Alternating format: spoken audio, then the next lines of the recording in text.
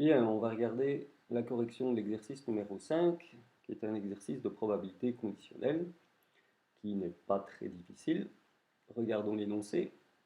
Le personnel d'une entreprise est composé de 70% de femmes, 30% d'entre elles boivent du café, ainsi que 60% des hommes de l'entreprise. Petit a, quelle est la proportion des consommateurs de café dans l'entreprise? Petit b, une personne est en train de boire un café, quelle est la probabilité que ce soit une femme? Alors, dans ce genre d'énoncé, il faut commencer par identifier les différentes probabilités qui sont données. Nous en avons une première ici, qui est de 70%, et 70% de femmes, ça veut dire que la probabilité, en choisissant une personne au hasard dans l'entreprise, que ce soit une femme, est de 0,7.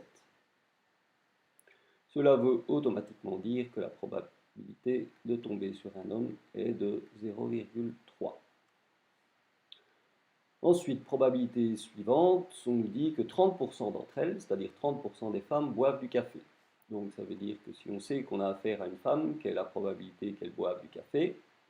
Elle est de 30%.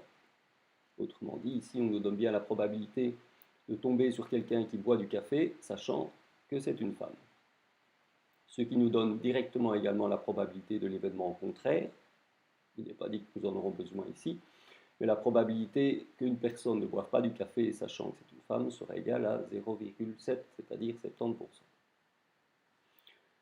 Autre probabilité dans l'énoncé également, ce sont les 60% ici. 60% des hommes boivent du café, donc même chose, la probabilité de boire du café, sachant qu'on est un homme, est de 60%.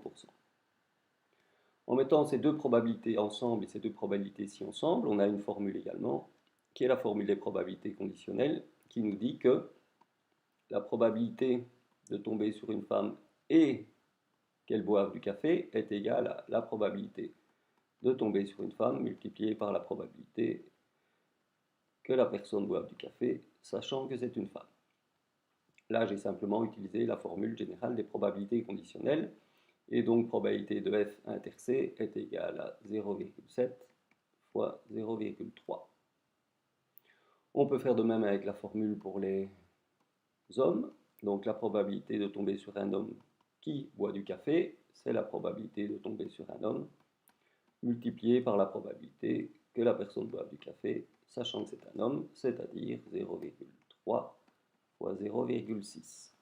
Alors ici on obtient 0,21, ici on obtient 0,18. Bon, il est peut-être temps de regarder quelle est la question. Et la question, petit a, c'est quelle est la proportion des consommateurs de café dans l'entreprise. Autrement dit, ce que l'on cherche ici, pour le petit a, ce que l'on cherche, c'est la probabilité qu'une personne choisie au hasard boive du café. Et donc la question ici était la probabilité de boire du café. On peut faire pour ça un arbre de probabilité. Les deux possibilités sont les suivantes. Soit on a affaire à une femme, soit on a affaire à un homme. Si c'est une femme, soit elle boit du café, soit elle ne boit pas du café. Même chose si c'est un homme, soit il boit du café, soit il ne boit pas du café. La formule générale est donc la suivante.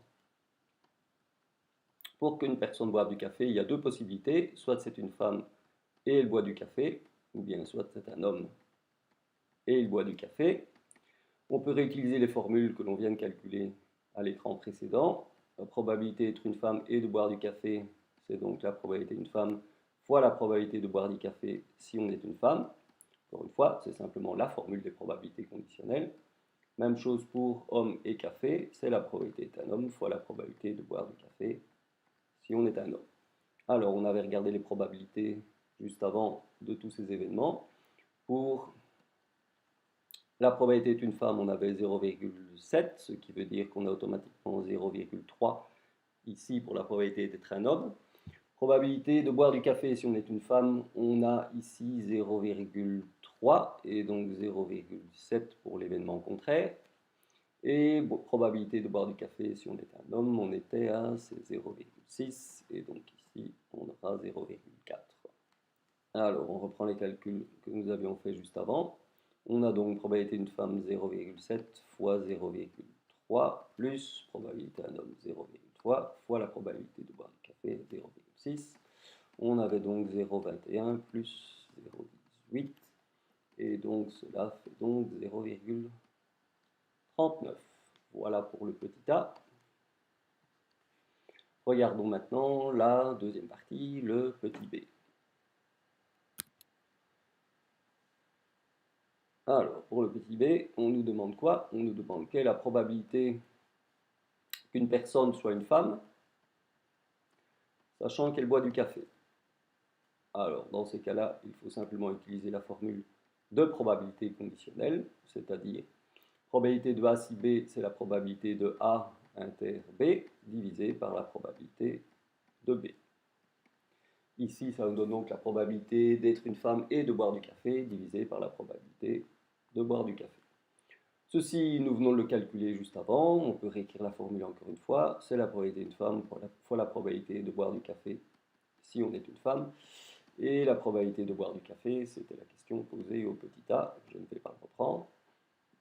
Probabilité d'être une femme 0,7 fois probabilité de boire du café si on est une femme 0,3. Et ici, on avait trouvé, si je me souviens bien, 0,39, ce qui me donne donc 0,21 divisé par 0,39. Alors on peut simplifier, il nous reste 7 treizièmes. Voilà, c'est tout pour cet exercice.